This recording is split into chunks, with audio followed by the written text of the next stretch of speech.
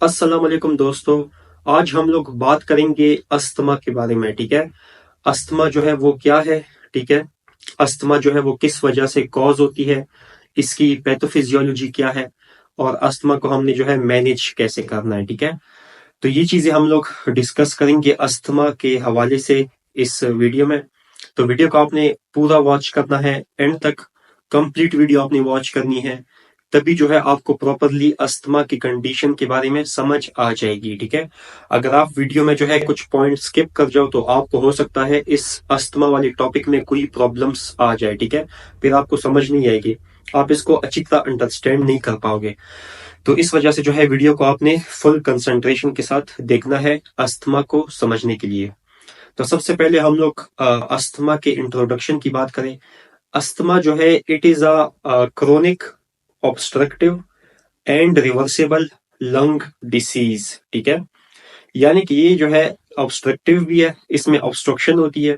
ठीक है, और क्रोनिक कंडीशन है अस्थमा। ठीक है, क्योंकि इसमें सांस का बहुत मसला आ जाता है, और रिवर्सिबल है, यानी ये रिवर्स भी हो सकता है अगर इसको हम लोग ठीक तरह से मैनेज करें। और लंग डिसीज है, ठीक है, ये लंग्स में। इसमें क्या होता है अस्थमा में कि इसमें जो ब्रोंकियल जो लुमेन है, ठीक है, ब्रोंक्यूल्स का जो लुमेन होता है उसकी नैरोविंग होती है। ठीक है, और ब्रोंक्यूल्स जो है वहां पर इन्फ्लेमेशन हो जाती है। ठीक हो गया।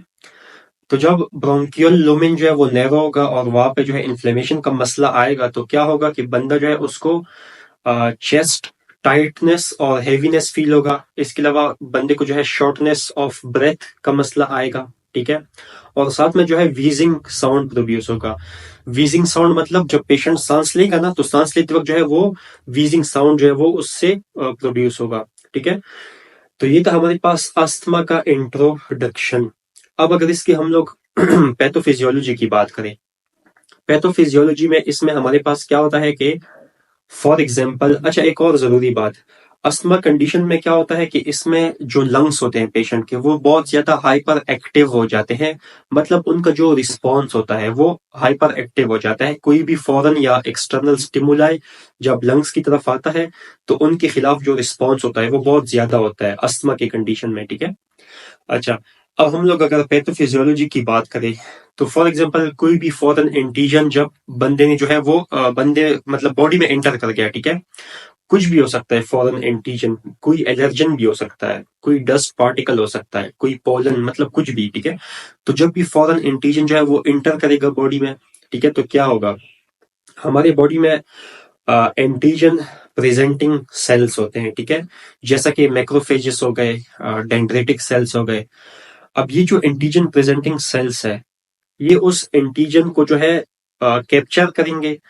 कैप्चर करने के बाद जो है उस एंटीजन को जो है, ये एंटीजन प्रेजेंटिंग सेल, इनके नाम से क्या पता चल रहा है, यानी कि एंटीजन प्रेजेंट करने वाले सेल, इस वजह से इसको हम लोग एंटीजन प्रेजेंटिंग सेल कहते हैं, या एपीसी शॉर्ट इसको हम लोग कहते हैं। ठीक है, तो ये जो एंटीजन प्रेजेंटिंग सेल है ये क्या करेंगे, ये उस एंटीजन को जो है कैप्चर करेंगे, उसकी प्रोसेसिंग करेंगे, प्रोसेस करने के बाद जो है उसको टी सेल की तरफ प्रेजेंट करेंगे। ठीक है, प्रेजेंट कैसे करेंगे, ये जो ईपीसी सेल होते हैं, एंटीजन प्रेजेंटिंग सेल, इनमें जो है इनके सरफेस पर एमएचसी क्लास 2 वो होता है, मॉलिक्यूल होता है। ठीक है, एमएचसी क्लास 2 मॉलिक्यूल को हम लोग मेजर हिस्टोकम्पैटिबिलिटी क्लास 2 मॉलिक्यूल भी कहते हैं। तो उसकी मदद से जो है ये एंटीजन को प्रेजेंट करेंगे टुवर्ड्स द टी सेल। ठीक है, और जो टी सेल होगा वो एंटीजन को रिकॉग्नाइज करेगा with the help of CD4 receptor which is present on the surface of T cell. ठीक हो गया। तो जैसे ही टी सेल रिकॉग्नाइज करेगा एंटीजन को, तो साइटोटॉक्सिक रिएक्शंस जो है वो स्टार्ट हो जाएंगे। साइटोटॉक्सिक रिएक्शंस वो रिएक्शंस होते हैं कि जिनमें डिफरेंट साइटोकाइंस रिलीज होना स्टार्ट हो जाते हैं। ठीक है, जैसे इंटरल्यूकिन 4 हो गया, 5 हो गया। ठीक है, डिफरेंट साइटोकाइंस। अब जो इंटरल्यूकिन 4 है, इंटरल्यूकिन 4 का काम है कि ये बीटा सेल के ऊपर एक्ट करेगा और बीटा सेल को ये ट्रांसफॉर्म करेगा इनटू प्लाज्मा सेल। अब जो प्लाज्मा सेल है वो क्या करेगा, वो आईजीई एंटीबॉडी को रिलीज करवाएगा। ठीक है, आईजीई एंटीबॉडी जो है ये प्लाज्मा सेल से रिलीज हो गया। अब ये जो आईजीई एंटीबॉडी है ये क्या करेगा, ये जाके मास्ट सेल के ऊपर एक्ट करेगा। मास्ट सेल में जो है एफसी रिसेप्टर होता है उसके सरफेस पर, जिसके साथ जो है आईजी एंटीबॉडी जो है वो बाइंड होगा, तो जैसे ही आईजी एंटीबॉडी बाइंड होगा FC receptor of the mast cell के साथ, तो उस मास्ट सेल की जो है डीग्रेनुलेशन हो जाएगी। जैसे ही जब मास्ट सेल की जैसे ही डीग्रेनुलेशन स्टार्ट होगी तो क्या होगा, मास्ट सेल्स जो है हिस्टामिन रिलीज होगा, ल्यूकोट्राइन रिलीज होगा और प्रोस्टाग्लैंडिन जो है वो मास्ट सेल से रिलीज हो जाएंगे। ये सारे क्या चीज है, ये सारे इन्फ्लेमेटरी मेडिएटर्स है जो कि इन्फ्लेमेशन को इंड्यूस करवाते हैं। और इनका जो एंड रिजल्ट होता है हिस्टामिन का, प्रोस्टाग्लैंडिन का और ल्यूकोट्राइन का, इनका जो एंड रिजल्ट होता है वो होता है ब्रोंको कंस्ट्रिक्शन, यानी कि ये ब्रोंक्यूल्स को कंट्रैक्ट करवाते हैं, नैरो करवाते हैं और वहां पे इन्फ्लेमेशन को इंड्यूस करवाते हैं। तो ये थी इसकी अस्थमा की पैथोफिजियोलॉजी। अब अगर हम लोग इसकी मैनेजमेंट की बात करें, तो मैनेजमेंट में हमारा मेन जो मकसद होगा वो यही होगा कि हम लोग पैथोफिजियोलॉजी को देखेंगे कि इसमें क्या क्या मसला आ रहा है, उस मसले के मुताबिक हम लोग जो है डिफरेंट मेडिसिन के थ्रू इसकी मैनेजमेंट करेंगे। जैसे कि पहले हम लोग ने बात की कि आईजी एंटीबॉडी जो है, ठीक है, वो यहाँ पर एफसी रिसेप्टर पे बाइंड हो रहा था, तो हम लोग जो है एंटी आईजी एंटीबॉडी ड्रग्स देंगे जो कि आईजी एंटीबॉडी को ब्रेक डाउन करे, ठीक है। उसमें हमारे पास एग्जांपल आ जाता है ओमालिजुमब ड्रग जो है वो हम लोग दे सकते हैं मैनेजमेंट में, ये एंटी आईजी ड्रग है, ठीक है। दूसरा हम लोग मैनेजमेंट की बात करें तो इसमें और क्या क्या इश्यूज आ रहे थे, ल्यूकोट्राइन का मसला आ रहा था, वो ब्रोंको कंस्ट्रक्शन कर रहा था, तो LT4 रिसेप्टर एंटागोनिस्ट हम लोग देंगे। फॉर एग्जाम्पल मोन्टिलोकास्ट, जफरलोकास्ट, ये हमारे पास LT4 रिसेप्टर ब्लॉकर है, ठीक है।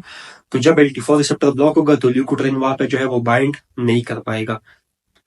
इसके अलावा हमारे पास और पैथोफिजियोलॉजी में क्या मसला आ रहा था, हिस्टामिन का मसला आ रहा था, ठीक है। यानी हिस्टामिन जो है वो H1 रिसेप्टर पे बाइंड होता है, तो हम लोग जो है वहां पर क्या करेंगे, हम लोग एंटी हिस्टामिन ड्रग देंगे, जैसा कि हाइड्राजीन हो गया, सिट्राजीन हो गया, ठीक है। ये anti histaminic H1 blocker drug है। हिस्टामिन जब H1 रिसेप्टर पे बाइंड होता है तो क्या होता है, IP3 डैक पाथवे जो है वो स्टार्ट होता है। IP3 डैक पाथवे में क्या होता है कि जो कैल्शियम है उसकी रिलीज होती है, कैल्शियम जो है वो कंट्रैक्शन करता है, ठीक है, ब्रोंकियल कंट्रैक्शन। तो हमने H1 रिसेप्टर ब्लॉकर देने हैं जिसको हम लोग एंटी हिस्टामिन भी कहते हैं, तो सेट्राजीन और हाइड्राजीन जो है ये इसके एग्जांपल्स हैं, ठीक है। अच्छा जी, इसमें और क्या क्या मसला आ रहा था, इसमें हम लोग लॉक्स इनहिबिटर्स भी दे सकते हैं, ठीक है। लिपो ऑक्सीजनेज इनहिबिटर जो है उसमें हमारे पास एग्जांपल आ जाता है जिलोटॉन, ठीक है, ये इसका ड्रग एग्जांपल है।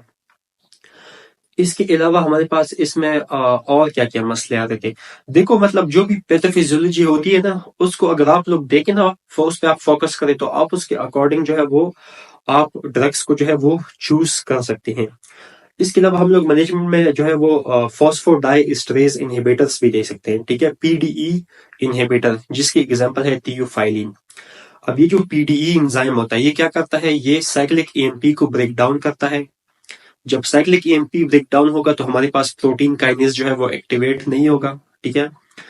तो हमने क्या करना है कि हमने PDE इनहिबिटर देना है, ठीक है। जैसे हमारे पास फॉर एग्जांपल थियोफाइलिन हमने दे दिया पेशेंट को, तो ये फॉस्फोडाइएस्टरेज एंजाइम को इनहिबिट करेगा तो हमारे पास कैम जो है उसकी ब्रेकडाउन नहीं होगी।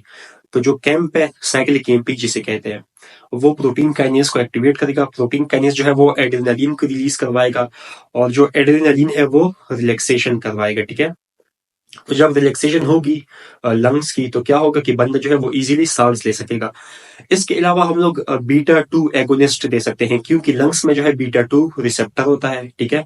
बीटा 2 रिसेप्टर जब एक्टिवेट होगा तो लंग्स की जो है डायलेशन होगी, लंग्स जो है वो डायलेट करेंगे तो बंदा इजीली सांस ले सकेगा।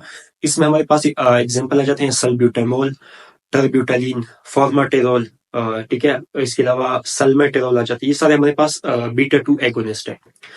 तो दोस्तों ये थी हमारी आज की वीडियो, और मस्त पसंद आई हो तो वीडियो को लाइक करें और दोस्त के साथ शेयर करें। मिलते हैं नेक्स्ट वीडियो में, तब तक के लिए हमें दीजिए इजाजत। अल्लाह हाफिज।